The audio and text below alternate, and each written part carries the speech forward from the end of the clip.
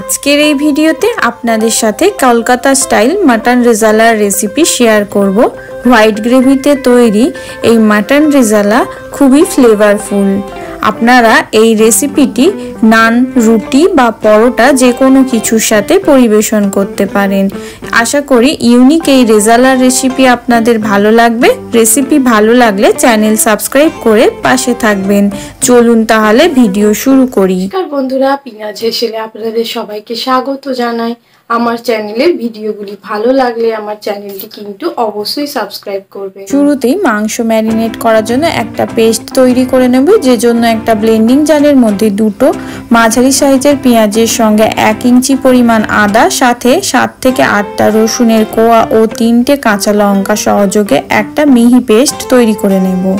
অপর পাশে খাসির মাংসটা আমি ভালোভাবে ধুয়ে পরিষ্কার করে নিয়েছি। এখানে আমি 500 গ্রাম পরিমাণ খাসির মাংস ব্যবহার করেছি। মাংস ম্যারিনেশনের প্রথমেই দিয়ে দিচ্ছি স্বাদ অনুযায়ী নুন, তারপর দিয়ে দিচ্ছি 4 থেকে 5 চামচ পরিমাণ টক দই, তারপরে দিয়ে দেব আগে থেকে তৈরি করে রাখা পেঁয়াজ লঙ্কার পেস্ট। এখন আর কোনো রকম কোনো মশলার ব্যবহার করব না। এখন সমস্ত উপকরণ একসঙ্গে খুব ভালোভাবে হাত দিয়ে মেখে নিচ্ছি, যাতে মশলাটা খুব ভালোভাবে একেবারে মাংসের সঙ্গে মিশে যায়। এখানে আমি রান্নার জন্য 1 ঘন্টা আগে ম্যারিনেট করছি। আপনারা চাইলে আগের দিন রাত্রেবেলাও এই ম্যারিনেশন প্রক্রিয়া করে ফ্রিজের মধ্যে রেখে দিতে পারেন। মাংস খুব ভালোভাবে ম্যারিনেট করে নিয়েছি। এখন ফ্রিজের মধ্যে আমি 1 ঘন্টার জন্য রেখে দিচ্ছি।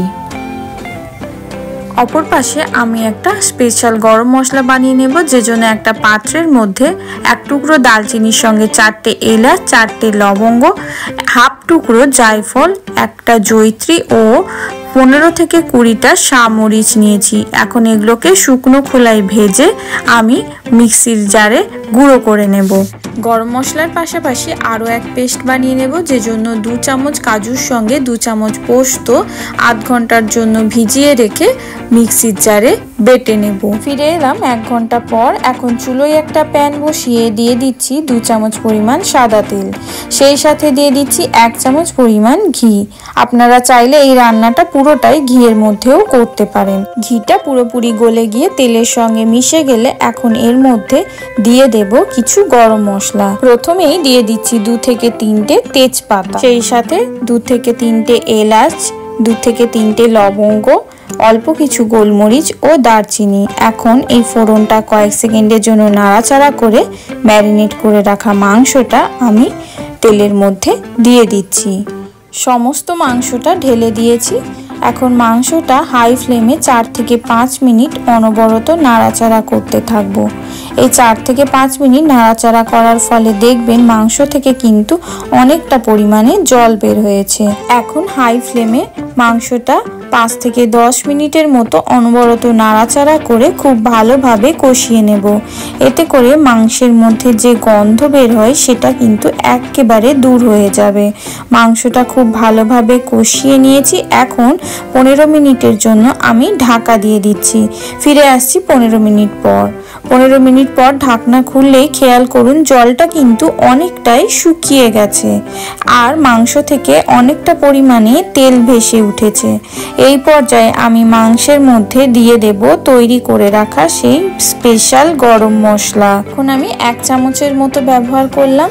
সেই সাথে দিয়ে দেব তৈরি করে রাখা কাজু পোস্ত বাটা, সেই সাথে ব্লেন্ডিং জারটা ধুয়ে অল্প একটু জলও এর মধ্যে দিয়ে দিলাম। এখন আমি সমস্ত উপকরণ একসঙ্গে খুব ভালোভাবে নেড়েচেড়ে মিশিয়ে নেব, যাতে সমস্ত মাংসটার মধ্যে কাজু পোস্তর ফ্লেভারটা খুব ভালোভাবে ছড়িয়ে পড়ে। দেখুন মাংসের মধ্যে কাজু পোস্তর পেস্ট দেওয়ার ফলে গ্রেভির কালার কিন্তু সম্পূর্ণ চেঞ্জ হয়ে গেছে, সেই সাথে গ্রেভিটা কিন্তু অনেকটা ঘন হয়ে গেছে। এই পর্যায়ে আমি আরও 15 থেকে 20 মিনিটের জন্য ঢাকা দিয়ে রান্না হতে দেব। এতে করে মাংসটাও কিন্তু অনেকটা সেদ্ধ হয়ে যাবে। 20 মিনিট পর ঢাকনা খুলে আরও একবার মাংসটা আমি হালকা হাতে খুব ভালোভাবে নেড়ে চেড়ে দিচ্ছি। মাংসটা কিন্তু অনেকটাই নরম হয়ে গেছে। এই পর্যায়ে আমি মাংসের মধ্যে 1 কাপ পরিমাণ জল অ্যাড করে খুব ভালোভাবে গ্রেভির সঙ্গে নেড়ে চেড়ে মিশিয়ে নিচ্ছি। এখন গ্রেভিটা ফুটে ওঠা পর্যন্ত অপেক্ষা করব। গ্রেভি খুব ভালোভাবে ফুটে উঠেছে। এখন আমি এর মধ্যে মিষ্টি ভাব আনার জন্য দিয়ে দিচ্ছি 2 চামচ পরিমাণ চিনি। আপনারা চাইলে চিনির পরিমাণটা কম বেশি করে নিতে পারেন। এখন চিনিটা আরও একবার নেড়ে চেড়ে খুব ভালোভাবে মাংসের সঙ্গে মিশিয়ে নিচ্ছি। এখন মাংসটা আমি হালকা আঁচে একেবারে সেদ্ধ হওয়া পর্যন্ত ঢাকা দিয়ে রান্না করে নেব। ফিরে এলাম 20 মিনিট পর। মাংসের গ্রেভি কিন্তু একেবারে রেডি। এখন আমি এর মধ্যে দিয়ে দিচ্ছি 1.5 চামচ পরিমাণ সেই স্পেশাল গরম মশলা। এই তৈরি করা গরম মশলার ব্যবহার করলে রেজালার স্বাদ কিন্তু দ্বিগুণ বৃদ্ধি পাবে। তাই অবশ্যই বাড়িতে রেডিমেড মশলা ব্যবহার না করে তৈরি করে রাখা গরম মশলা ব্যবহার করে এই রেজালাটা বানিয়ে দেখতে পারেন। এখন একটা মাংস আমি আপনাদেরকে তুলে দেখাচ্ছি। দেখুন কত সুন্দরভাবে কিন্তু মাংসটা সেদ্ধ হয়েছে। চামচ দিয়ে টানলে খুব সহজেই কিন্তু একেবারে ছেড়ে যাচ্ছে। এখন এই রেজালা গ্যাসের ফ্লেম থেকে নামিয়ে একটা প্যান বসিয়ে দিয়ে দেব 1 চামচ পরিমাণ ঘি। ঘি গরম হলে ঘিয়ের মধ্যে কিছু শুকনো লঙ্কা সাথে মাখানা 2 থেকে 3 মিনিটের মতো রোস্ট করে নেব। এখন এই রোস্ট করে রাখা মাখানা শুকনো লঙ্কা তৈরি করে রাখা রেজালার উপর থেকে দিয়ে দিচ্ছি। এখন এই মাখানা শুকনো লঙ্কাটা খুব ভালোভাবে রেজালার সঙ্গে মিশিয়ে আরও একবার গ্যাসের ফ্লেমে বসিয়ে খুব ভালোভাবে ফুটিয়ে নেব। সেই সাথে এই পর্যায়ে দিয়ে দেব 1 চামচ পরিমাণ কেওড়া জল। আপনারা চাইলে কেওড়া জলের পরিবর্তে 1 চামচ পরিমাণ গোলাপ জলের ব্যবহারও করতে পারেন, আবার সেই সাথে মিঠা আতরেরও ব্যবহার করতে পারেন। আমি এখানে শুধু কেওড়া জলেরই ব্যবহার করছি। এখন সব কিছু একসঙ্গে খুব ভালোভাবে নাড়াচাড়া করে মিশিয়ে নিচ্ছি। একবার ভালোভাবে ফুটে উঠলে আমি গ্যাসের ফ্লেম অফ করে রেজালাটা একটা পাত্রের মধ্যে পরিবেশন করে নেব।